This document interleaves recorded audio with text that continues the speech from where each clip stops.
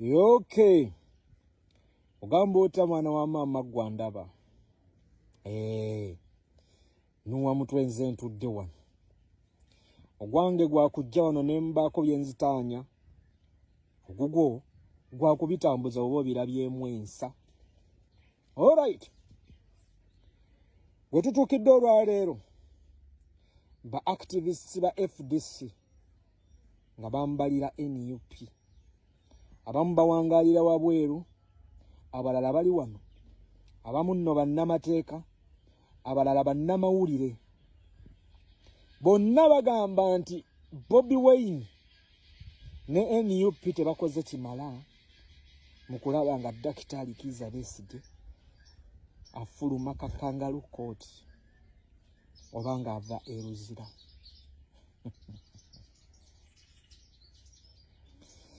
Abanenya His Excellency Bobi Wine ne NUP obutakola kimala okuyimirira ne Dakitaali Kizza Besigye ng'ali mu Kangaroo Court.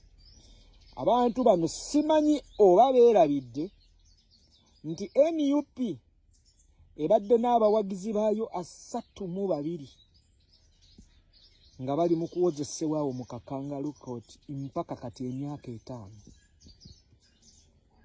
Emisango egyateekebwa ku Dakitaali egyokulya mu nsi olukwe n'okusangibwa n'emmundu gy'emisango gye gimu abaana ba Machete, abaana ba Bobi Yanga gye bali mu kutolontoka najjo mu kakooti maaso. Naye abaana 32 bano nkugambye kitutte emyaka 5 mu lutabaalo lw'okubanunula abaana bano n'okunoonya obwenkanya. NUP ezze eyimirira bwoku kuviira ddala mu makomera abaana bano gye basindikibwa ne mu Kangaroo Court ako, era ng'olaba David Lewis Lubongoya, Kanso Katana, Kanso George Musisi nga weebali, Bakanso Muyizi ne Aaron Kizza ndowooza nga weebali. Naye nga situnnalabayo ku bakulembeze bakuukutivu mu FDC nga bali mu kulwanirira obwenkanya n'eddembe ly'abaana bano kubanga nabo bannayuganda. Nuupu netafaayo ne tulwana olutabaalo lumu ne tutandika zi hashtag ku intaneti.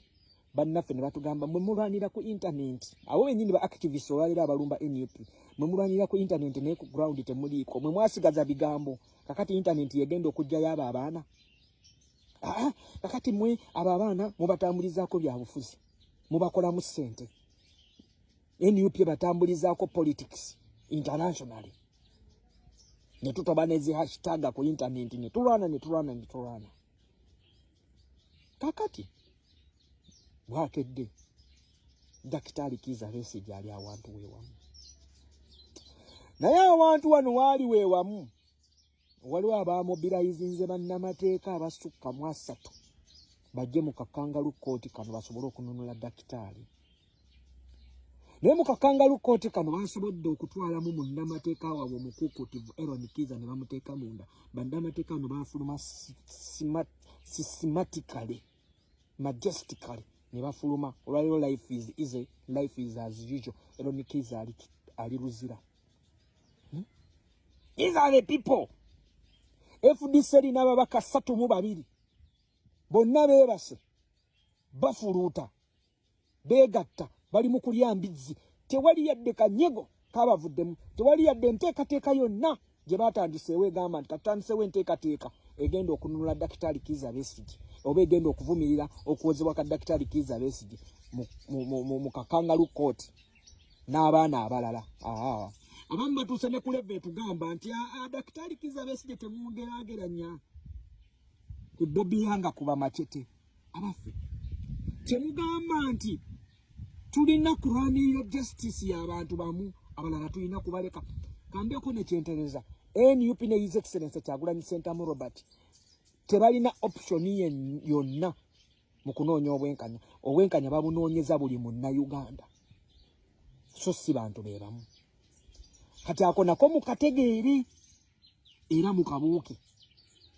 Kubanga olwaleero ne baba nga waliwo tugeze General Museveni nga Dakitaali yamukwata lwa bufuzi, olwaleero mu aba FDC ba activists mwe mutambuza narrative ya Museveni eyo ti daktari yamukwata lwa byabufuzi kubanga olwali tosobola keera ku maca n'ogamba nti daktari kati ye freedom fighter olw'okuba ali munda abalala bo si ba freedom fighter kati oba otambulidde mu script ya General Museveni kakati ne munnayuganda ali wano wansi wanaalaba nti gwe amaanyi gonna ogatadde ku daktari bano baceto babobiyanga bossi bantu ate nga bali mu kakooti keekamu olowooza oba omusindikiramu siginoti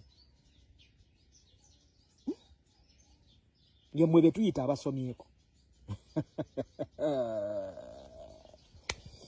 temugenda kututegeerera Bobi Wine akoze buli kimu kyonna okuyimirira ne dakitaali ekisigadde mwe mulimu gwa ba Ingrid tulinawe mwe bamunyagwa mwe bakakwenza okiwuliriza muveeyo mudde ku street bannayuganda babeegatteko tunoonye obwenkanya